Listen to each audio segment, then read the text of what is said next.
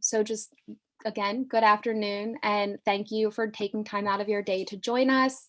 My name is Sarah. I'm the content marketing manager here at Trendalytics, and I will be hosting today's webinar alongside our content strategist, Kristen. And on behalf of the entire Trendalytics team, I just want to thank you again. A few quick house rules before we get started. Your audio and video are set to off. If you have any questions, you can submit them using the Q&A chat box. Our CS team is standing by to answer any questions you may have in real time. So just to get started, who is Trendalytics? Trendalytics is a retail intelligence platform that predicts and validates trends through three main data sources. They are Google search, e-com market data, and social media. So we aggregate these data points and use them as indicators to help decode consumer demand. Today, we'll be discussing the biggest women's wear and beauty market opportunities to emerge from the most recent runway to help you plan for fall 2021. Our insights will empower you to make more strategic decisions around key items, colors, and silhouettes. Each of the trends featured in today's webinar are exhibiting interesting behavior, whether that be on social media, in the market, or culturally. And before we get started, I just want to share a few runway resources that are available to you. If you're a client, you can explore fall 2021 runway terms under Trend Discovery by navigating to Trend Type and selecting the fall 2021 season. Users can find our by city recaps and global reports under our Insights tab, and non-users can explore condensed versions of these reports on our Medium blog. And with that, Kristen, I will pass it off to you. All right. Hi, everyone. Welcome. So we don't have too much time today, so I'm really just going to jump right into it, starting with a little bit of an agenda. So today we'll be doing a quick overview of the season, and then we'll be going into some key colors and design aesthetics, and then finishing with some formats. So we can start. Kristen, you're muffling a little bit there. I'm not sure if you are covering. I don't know. Is it better now? Yep, you're good now. I'll let you know if it happens again. Okay, so we're officially a full year into lockdown. And this season, I think we really saw an industry that has adjusted to its new reality. So we saw 231 collections this season, which is actually down about 6% to last fall. And the breakdown is that, of course, there were way more lookbooks than runway shows. There were about 154 lookbooks and only 77 runway shows. So we're continuing to see changes to Fashion Month that definitely will likely stick around. While some designers are excited to get back to that traditional runway show, it seems that others are really finding a lot of value in more creative formats. Again, we're seeing that kind of more seasonless schedule. Brands are showing outside of that kind of 4-day period covered by kind of the official fashion week, including Carolina Herrera, Coach, and Oscar de la Renta. And then, of course, there were also designers who didn't show at all, including Gucci, Marc Jacobs, Pierre Moss, and Michael Kors. So this season, though, unlike ones prior, we are really seeing this sense of optimism. You know, the vaccine is being distributed, and I think people are really getting this glimpse into what their lives will look like post-lockdown. Both designers and consumers alike are kind of imagining a better future, one where we're able to be together again and travel and kind of return to our quote unquote normal lives. The comfort and minimalism conversations that started in spring are definitely evolving, and we're seeing this kind of, again, revival of glam and going out attire. And I think really the clothing in general was just kind of giving us a reason to be ready, if not excited, for the world that, of course, we will inevitably reemerge into. So of course that all starts with color, and that is what I'll jump into next. So these are the 4 kind of standout colors that we saw all the way from New York to Paris: cerulean brown, pastel yellow, and purple. And so I'll start by going into cerulean. So what's interesting about cerulean is we also saw this on the men's runway. So it is interesting to note that it's both a women's wear and a men's wear trend. On the runway, we really saw this color popular in a leather fabrication. So we saw cerulean leather at both Salvatore Ferragamo and Louis Vuitton. And on the market, the top categories for this color are dresses and activewear. Then for brown, so brown, of course, is a key color trend, and it's one that we've really seen grow over the past year. So it's kind of this warmer alternative to black, and it actually appeared in 65% of shows this season, which obviously is a lot. That's actually up 34% compared to last spring, so spring 2021, and up 24% compared to last fall, so fall 2020. So as we're kind of seeing, it's really gaining a lot of popularity, not just since last fall, but also we're kind of seeing that this is definitely more of a fall color than a spring color. And pastel yellow. So this is another color that we've definitely seen over the past few seasons. It appeared in 13% of shows this season, which is up 3% compared to last fall, so fall 2020. And now I've kind of heard this color be called both pastel yellow and pale yellow. And I think it is important to note that pastel yellow is performing higher in both search volume and growth, even though pale yellow is higher in market adoption. So in other words, we're kind of seeing brands are leaning towards the term pale, but consumers are kind of favoring and searching for the term pastel. So if you do choose to put a product like this into your assortment, we would kind of recommend that you use the term pastel just because that is really what consumers are searching for. And finally, purple. So purple, I kind of just generally said purple here because we really saw all different shades of purple on the runway this season. We saw this kind of deep eggplant plum purple at Amelia Wickstead and Etro. And then we saw kind of a more pastel lavender purple at Blue Marine and Givenchy.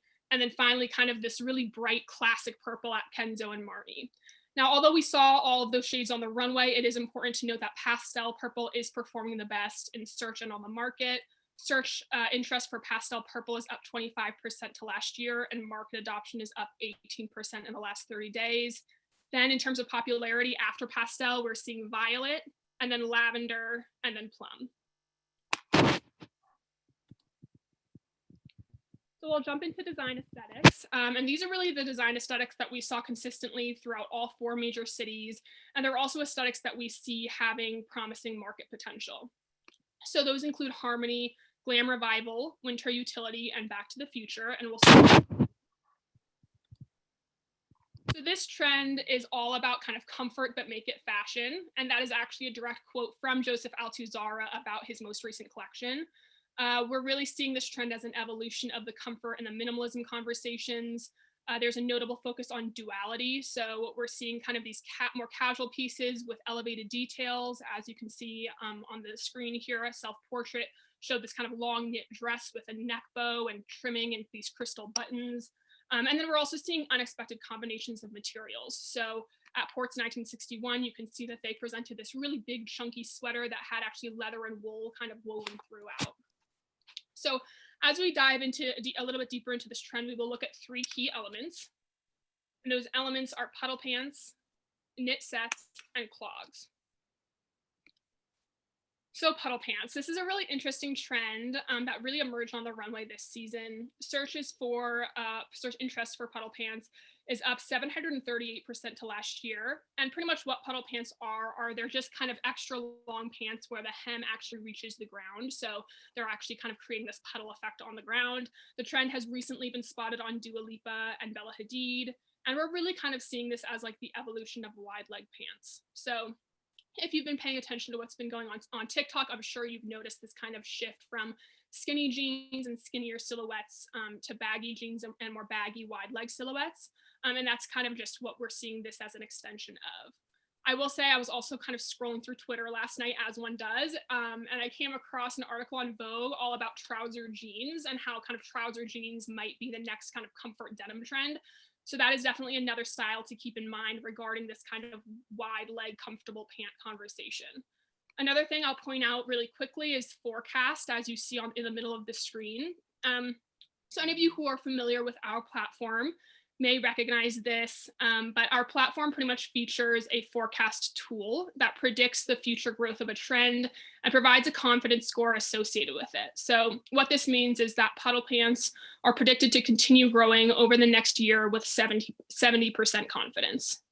And then the last thing I'll just note on this slide is that we really saw kind of elongated silhouettes as a trend in general on the runway this season. So although I'm speaking to puddle pants and kind of extra long pants, we also saw extra long sleeves at both Boss and Acne Studios. And the term extra long sleeves is searches for that term are up 24% to last year. All right, and then the knit set. So we really saw all variations of the knit set on the runway this season, whether that was a combination of like a bra top and a midi skirt, or a cardigan and knit shorts, or a sweater and a mini skirt. Pictured here is a knit set at Blue Marine. And I wanted to just point that out because I really think Blue Marine is a show that I would pay attention to, especially if your consumer is on that younger side. I think over the past few seasons, Blue Marine has really kind of captured that Y2K nostalgic aesthetic that Gen Z is really growing to love. And I think that it's kind of evident in the fact that knit sets are a favorite on social media right now. Average engagement for the term are up 90% to last year. I will also point out just the bottom of the screen says safe bet. So for clients, you all will probably recognize this as a way that we bucket trends. But for those who, again, aren't as familiar with our platform, safe bet is one of 4 major buckets that we group trends into. So each bucket corresponds to a place on the trend curve. There's kind of emerging or starting to grow trends. Then there's safe bets. Then there's peaking trends. And then there's trends that are on their way out. So a safe bet is a trend that has been growing for a year and will continue to grow for another year. And you'll see these trend buckets kind of throughout the presentation. All right, and then clogs. So transitional footwear was really big this season. You know, if you've been kind of paying attention to the footwear market, I'm sure you've noticed that Crocs are making a comeback. Birkenstocks, of course, have shown growth over the past few seasons. And we're also seeing clogs being mentioned in fashion publications. So in October, Refinery29 called it the golden age of clogs. And honestly, based on the runway, I think they might be right. So although clogs only appeared in about 6% of shows, which maybe doesn't seem like a lot, that's actually up from just 1% last fall. So we're definitely seeing this kind of trend accelerate. In terms of styles of clogs, shearling clogs are definitely a standout. Searches for shearling clogs are up 104% to last year, and social buzz is also up about 100% to last year, while market adoption is up 16% in the last 30 days. Then in terms of popularity, after shearling clogs, we're seeing chunky clogs, platform clogs, and fur-lined clogs. So there's definitely this emphasis on comfort with both shearling clogs and fur-lined clogs. And another thing I want to point out here is that it is more than just clogs that we saw on the runway. We all really saw kind of designers playing with this idea of outdoor footwear. You know, we're kind of stuck in this time between lockdown and reopening. And so I think we're kind of seeing designers play with that idea of transitional footwear. Altuzara presented shearling trimmed sandals with pearl embellishments. Gaucher presented padded slides and stuffed pumps. And Nina Ricci and D Squared presented their interpretation of a fur slipper. So with that being said, I'm going to pass it off to Sarah, who's kind of our resident beauty expert, and she's going to talk about how this trend translates to the beauty market. Thank you. Yeah, so this harmony story for beauty is really all about hair and nail health. The first call out here on the left, air dried hair. Essentially, the no makeup look for hair. It's all about hair health and the appearance of low maintenance waves. We're seeing 2,000 average weekly searches for the look, up 100% to last year. Products in the market are also up 5% in the last 30 days. And like I said, the no makeup look requires a little bit of product. So here we're talking about a healthy canvas, a detox scalp, and really just boosting overall hair health. And then the second look here, press-on nails. We're seeing 102,000 average weekly searches for press-on nails, up 91% to last year. The look is practical backstage for models and nail technicians as they're practicing social distancing. It was spotted at Rebecca Minkoff as well as Prabhu Gurung in New York. And press-on nails are also new to market. 63% of products are new within the last 3 months. And then the product that we're going to go into a little bit of detail here is scalp scrub. We're seeing 12,000 average weekly searches for scalp scrub, double that of styling products like pomades, which are garnering around 6,000 average weekly searches. And like I said, consumers have really been taking a wellness first approach to beauty for several years now. The pandemic only accelerated the demand for hair and nail health specifically as access to salons became limited. Hair health starts at the scalp. So we've seen a really collective and strong growth with the range of scalp care products, from scrubs mentioned here to serums and treatments. So not your typical runway call out, but one that definitely reflects this look and the overall consumer behavior. I would say scalp care is definitely the category to watch at the moment. And this trend has been flagged as a safe bet, meaning that it has been growing for at least a year and will continue to grow over the next.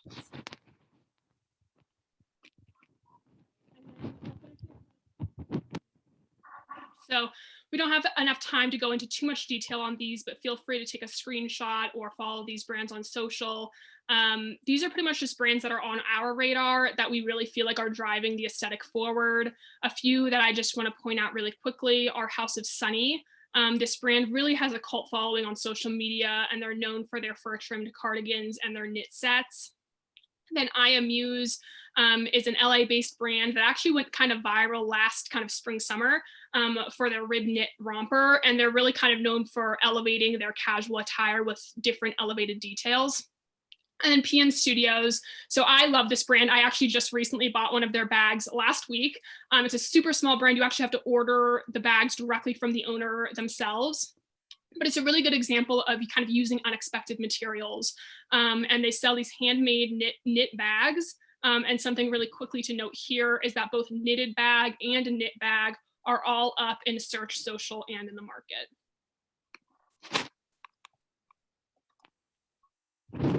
All right, and then glam revival. So we're going to totally shift gears to pretty much the complete opposite of what we were just talking about, and talk about glam revival. So this is definitely one of the most talked about trends of the season.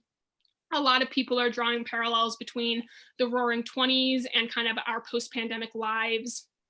It's definitely this kind of counter movement to the whole loungewear and comfort wear aesthetic that we've obviously seen over the past year. And it really just shows that people, I think, are ready to celebrate again. Designers are kind of translating that anticipation into their designs. We're seeing this kind of glam aesthetic at Prabal Gurung, Badgley Mishka, Paco Rabanne, Halpern, and Lanvin, among others. And as we take a deeper look into this trend, we'll look at three key elements. And those elements are diamond print, corsetry, and long gloves. So starting off with diamond print, this is actually a new print that emerged this season. We saw it at Maximilian, which is pictured on the screen here. And we also saw it at Dior, Valentino, and Private Policy. And I'm really kind of seeing this print as a reinterpretation of Argyle, right? So, we're kind of shifting from this preppier print that you would probably see on a sweater vest to a little bit of a more elegant, elevated version of that print. Search interest for diamond print is up 4% to last year, but in the last 3 months, that number has increased to 50%. So it's definitely a trend we're seeing grow, and one we definitely will be keeping an eye on going forward. Corsetry. So again, corsets are another safe bet. We're kind of coming off of that Bridgerton buzz from the last kind of few months. And we're seeing designers really incorporate corsets into a lot of different varying garments. So something to note here is that corset dress, corset blazer, corset shirt, and corset belt are all up in search and market adoption. And then finally, long gloves. So to me, kind of long gloves are really the standout accessory of the season. And this could be credited to kind of our new COVID mindset of really wanting to keep our hands germ-free. But I think it's also a way to turn kind of a more functional piece of clothing like a glove into something that's a little bit more stylish and decorative. We saw these long opera gloves at Prabal Gurung, Dolce & Gabbana, and Christian Siriano. Then we saw these kind of cozier knit versions at Altuzarra, and kind of like specifically arm warmers at Erdem. Something to note here is that I definitely think that arm warmers are kind of the more market ready alternative to these long gloves. Searches for arm warmers are up 114% to last year. And another thing to note here is that whether it's an arm warmer or it's a long glove, it is being styled with kind of these sleeveless dresses and these tank tops. So it's not kind of the typical approach you would take of like bundling up and putting gloves on. It's really kind of being used to make an unexpected statement. And then on the market, just to note where you'll find these long gloves or arm warmers, we're seeing them at Heaven by Marc Jacobs, Orson Iris, and Jaded London. Okay, so the beauty look for this glam revival story is really a balance between dark and moody with elements of like that old Hollywood glam you would come to expect. The first call out here on the left, smudged eyeliner. Face masks have continued to shift the focus to our eyes, resulting in a return of eyeliner and heavy smudged eyes. At Alice and Olivia, lead makeup artists drew inspiration from Gossip Girl's character Jenny Humphrey for a touch of highbrow rebellion, bringing in that moodiness I mentioned. The look is expected to continue growing over the next 6 months into the fall season with 90% confidence, and search interest is up 255% to last year. And then second, red lipstick. So truly the classic beauty look. The products that were the first to be put away at the start of the pandemic are the ones that we're anticipating consumers will be most excited about reintroducing into their routines. We're seeing 74,000 average weekly searches for red lipstick, up 3% to last year. Products in the market are also up 3%. And going forward, I think, lipsticks, glosses, balms, and tints will gravitate to include formulas with hydrating, antioxidant rich benefits, or long lasting matte finishes that can really withstand the movement of masks. And the look that we're going to go into a little bit of detail here is rhinestone nails. The look at 16 Arlington on the screen here is definitely understated, but has that slightly extra touch. The negative space is perfect for extended periods of times between appointments and is also really easy to achieve at home with some rhinestones, nail glue, and glossy polish. Searches for rhinestone nails are currently in the red, as you can see on the screen, down 20% to last year, but this has been an emerging trend, and it's expected to continue growing over the next few months. Products in the market are also growing, up 19% in the last 30 days. And Impress press-on nails is really dominating that space with the most products in the market. All right, and then a few brands to watch for this trend. Again, I'm only going to point out a few, but Paris, Georgia is a brand to definitely watch. It's a brand based in New Zealand, and it's definitely a favorite among it girls and celebrities, including Hailey Bieber, Gabrielle Union, and Kylie Jenner. And then Mirror Palais is a really buzzy Instagram brand. They're actually known for their bikinis, but they're also getting a lot of attention for their going out attire.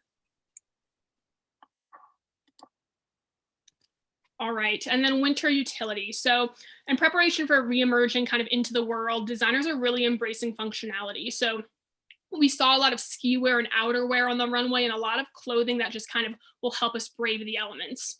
Something to note is that it's not just in the clothing itself, but actually in the way that designers are presenting the clothing as well. So Tom Brown's show featured Olympic skier Lindsey Vonn, and Miu Miu's collection was shot in the Dolomite Mountains and featured, crocheted balaclavas, ski suits, and furry snow boots.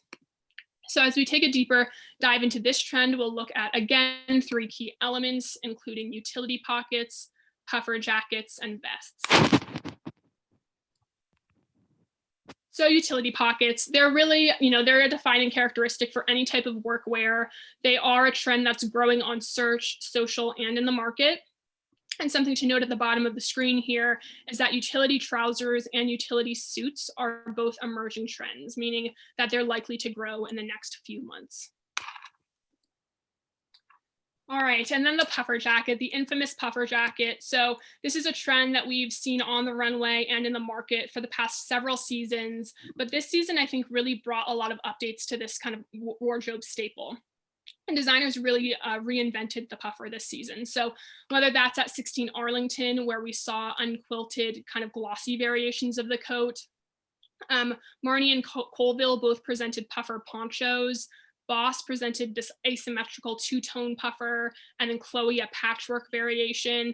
And then of course Miu Miu, which you'll see on the screen here, presented these puffer suits that had this really unique quilting on it. In the market, we are seeing the puffer detail really expand into other categories. So the puffer tote is up in search, social, and in the market. Social buzz for that term is actually up 200% to last year. And then puffer scarf is also up in both searches and in the market. In terms of language too, something important to note is that puffer jacket is performing better than puffer coat. So if you do choose to add this product to your assortment, we would recommend that you use the term puffer jacket. It's really important to ensure that you're using the language that your customer is searching for. And that's definitely something that our platform can help you with. All right, and then vests. So vests are super versatile. I literally just bought myself a utility vest, a suit vest, and a puffer vest. So I'm clearly very invested in this trend. And we saw all types of vests on the runway. So of course, the sweater vest, that's been a steadily growing trend over the past year. But also on the runway this season, we saw the puffer vest, the quilted vest, and the suit vest. Now, although we saw all of those trends on the runway, in terms of search, the sweater vest is definitely still the standout. Searches for cropped sweater vest are up 917% to last year. And then searches for knitted vest are up over 300% to last year. Social buzz is up over 300% to last year. And market adoption is up over 100% in the last 30 days. Okay, so the beauty looks here are all about alluding to nature or preparing us for the environment around us. First, on the left, under eye makeup. I already kind of mentioned that the eye area has really become a canvas for expression, and we're looking at under the eye for a little bit of added newness. The look here on the left at Bora Aksu used real flower petals under the eyes for a bit of a whimsical touch. And then on the right here, braided pigtails. So searches for the style are up 106% to last year and are growing at an accelerated rate. Whether simple or more intricate, braids appeared all over the runway from Prada to Prabal Gurung to Osman here. And then the look that we're going to go into a little bit of detail, green nail polish.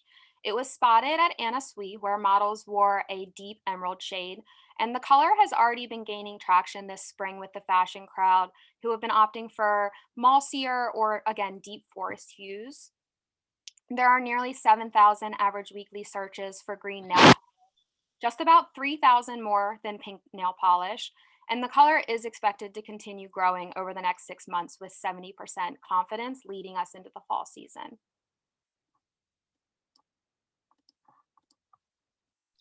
All right, and here are a few brands to watch. So one I will just quickly point out is Orson Iris. So this brand is not typically thought of as a functional or a utilitarian brand.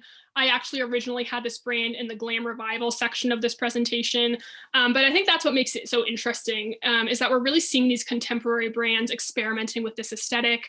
The image shown here is their new pocket pants, which is really kind of their version or their take on a cargo pant or a utility pant. All right, and then back to the future. So this is one of my favorite aesthetics to emerge this season. And we can tell that designers are really imagining the future that they want to live in, or at least what they'd want to wear there. I'm going to read a direct quote from Isabelle Marant that I think really sums up this aesthetic. So, quote, "Crisis breeds hope, hope breeds escapism, and escapism almost always brings us futurism," end quote. So her collection was an interpretation of the 1980s and 2030 fabrics, and that is something that we really saw kind of throughout a few different collections, this kind of focus on retrofuturism. So looking at the past to inform the future, looking at these retro styles, but using these more advanced textiles. David Coma's collection was inspired by space travel and the space age. Salvatore Ferragamo's collection was shot in virtual reality and CGI. And he really kind of showcased his interpretation of an intergalactic uniform. And then Issey Miyake explored otherworldly forms with a series of fabric treatments and construction techniques. One of those techniques was actually called Monochrome Planet, and it was a hand-pleated series of garments that actually could transform from like a flat piece into a curved 3D form. So as we dive a little bit deeper into this trend, we'll look at, again, 3D elements.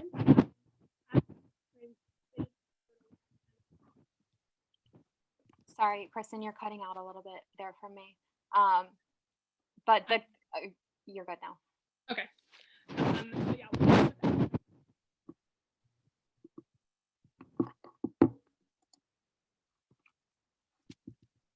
So yeah. So abstract print is a term that is up in both search interest and market adoption. Now, obviously, abstract print can mean a lot of different things, but I think what I'm seeing the most in the market is this kind of marble print or wavy print. We're seeing a lot of organic shapes and curved lines, and we're really kind of seeing this as almost an evolution of tie-dye. Now, that being said, I don't think tie-dye is necessarily going anywhere anytime soon. Searches for tie-dye kit are still up over 200% to last year, and searches for tie-dye itself is up over 100% to last year. But there definitely still is a hunger for that aesthetic, and we kind of are seeing marble print as this kind of, again, evolution of that aesthetic. So brands to look out for if you're looking for that kind of marbleized print is Octavia Banks, who specializes in hand marbled garments. And then we're also seeing Gani, Helmstead, and House of Sunny, who are all offering their version of a marble print. Then the fitted turtleneck. So this is really kind of a wardrobe staple at this point. It appeared in 56% of shows this season, and we really saw it layered under everything, whether that was a sweater or a coat or button downs or even dresses and gowns. The term or the trend is most saturated in the luxury market with top brands including Vince and Ted Baker, and market adoption for the trend is up 17% in the last 30 days. And then platform boots. So platforms were really the shoe of the season this fall. Platform boots are another safe bet. We saw platform shoes at Versace, Giambattista Valli, and Vivienne Westwood, among other shows. And while this, again, slide shows platform boots, another style to keep in mind is the platform Mary Jane. Searches for platform Mary Janes are up 536% to last year. Social buzz is up 400% to last year. And then market adoption is up 13% in the last 30 days. And again, that may be attributed to this kind of revival and this reboot of Gossip Girl that we have coming out this year. Another trend to keep in mind regarding platforms is the platform slide. Platform slides, searches, social, and market adoption are all up for that term. Okay, so this Back to the Future beauty look is really about celestial, metallic, angular, everything you would really come to expect from a futuristic story.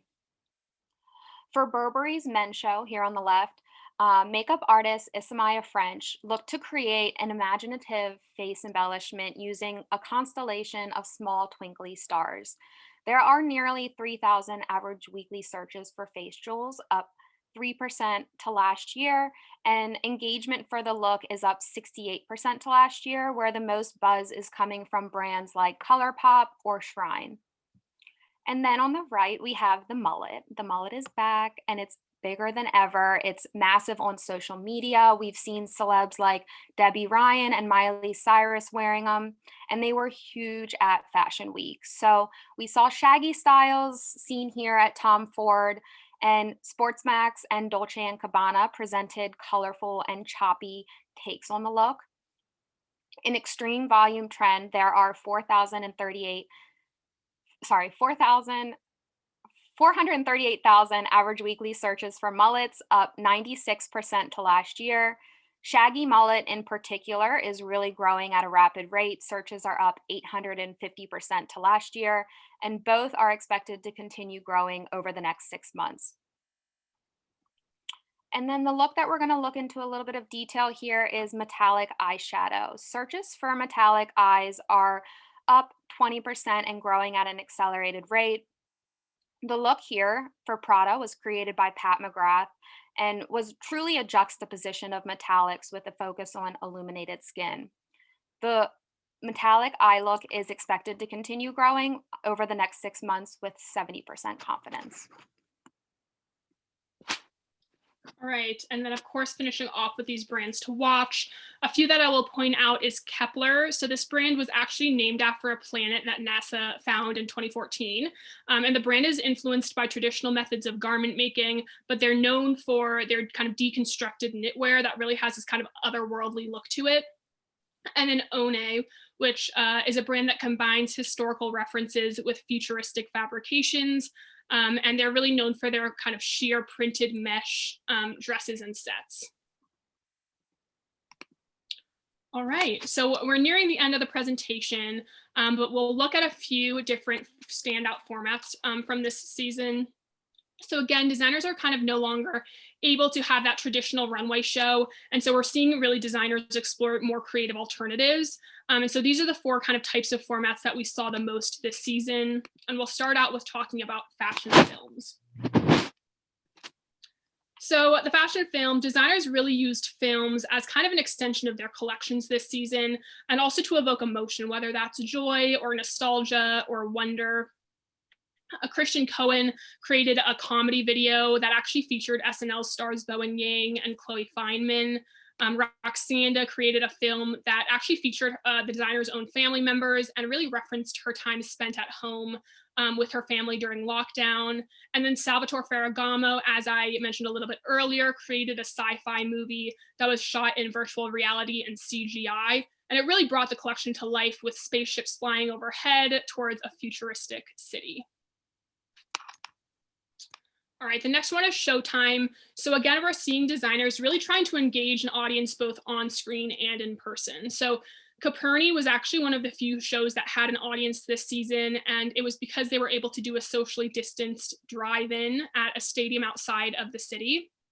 And then Hermes and Dries Van Noten really both embraced this idea of dance to kind of show movement of their garments. Hermes opened with a choreographed performance in New York.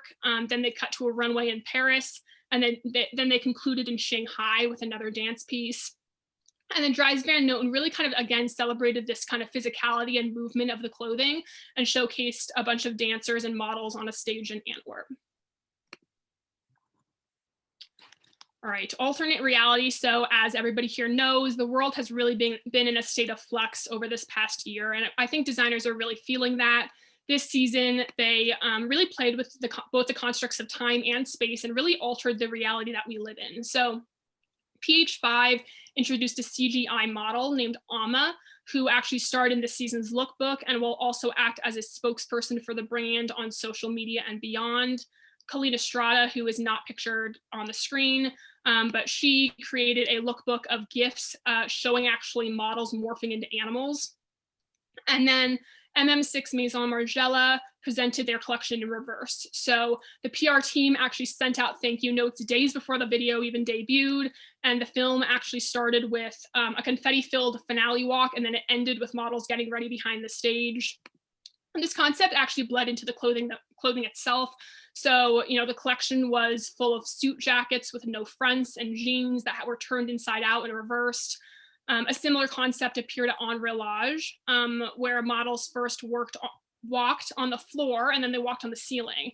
And geometric patterns were worn at 180-degree angles, and collars were fashioned to appear upside down. And then the last format we'll look at is Luxe Locations. So again, kind of without the possibility of presenting to a live audience, a lot of designers placed more emphasis on show location than ever before. Antonio Maris and Actress both shot their movie or lookbook, respectively, at UNESCO heritage sites. Louis Vuitton showed at a wing of the Louvre where models walked among ancient Roman and Greek sculptures. And then Dior filmed their film in the Hall of Mirrors at Versailles. So the location really acted as kind of this extension of the collection itself. The collection was really all about our relationship with beauty and excess and our own image. And the Hall of Mirrors really was just a physical representation of that.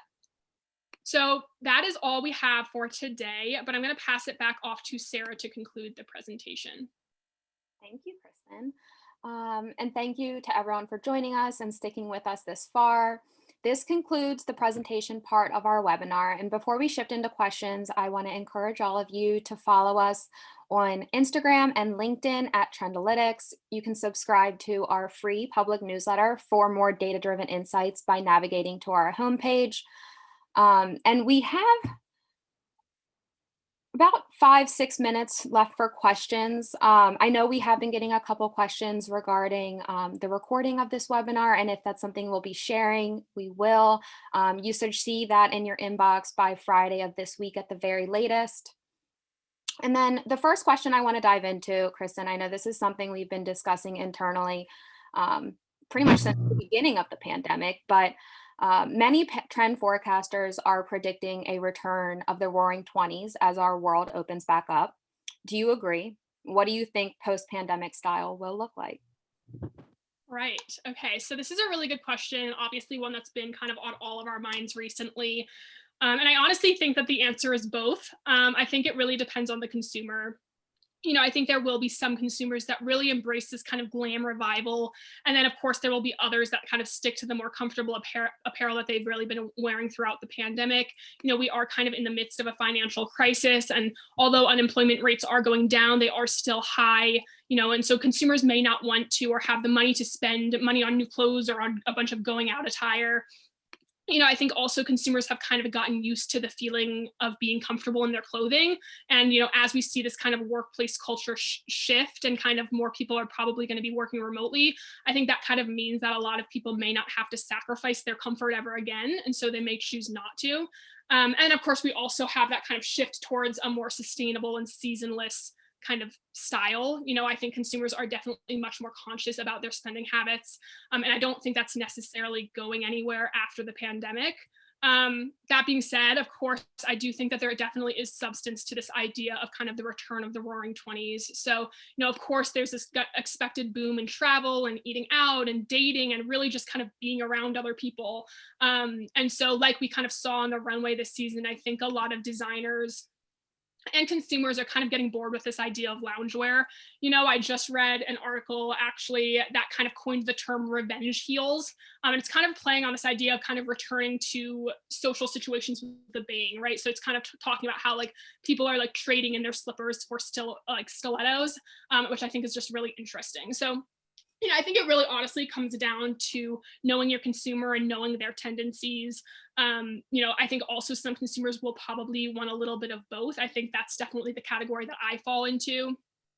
So that is a little bit of a non-answer, the fact that I said both, but I know Sarah, you have some opinions on this as well, so I'll pass it off to you. No, I definitely agree. I think it's hard to bucket all consumers into one aesthetic and say they'll all start, dressing up every day or they're all just continue wearing sweatpants every day. But I think what we'll begin to see is kind of a hybrid of those conversations. So I think traditional workwear will continue to take elements of loungewear like elastic waistbands, looser silhouettes, comfortable cotton materials. And this is something we saw on the runway, like a hybrid of different conversations at Christian Cohen in New York.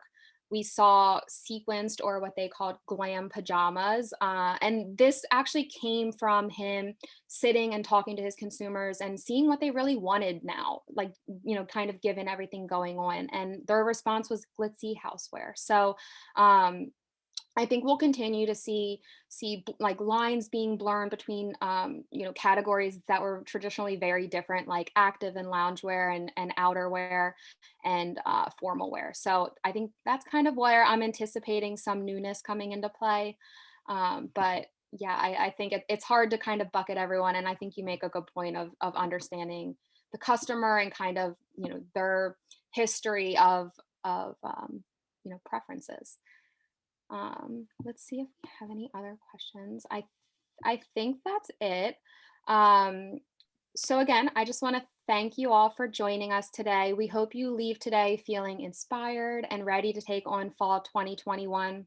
If you have any additional questions about today's webinar, or if you would like to learn more about a subscription to Trendalytics, you can email us at hello@trendalytics.co.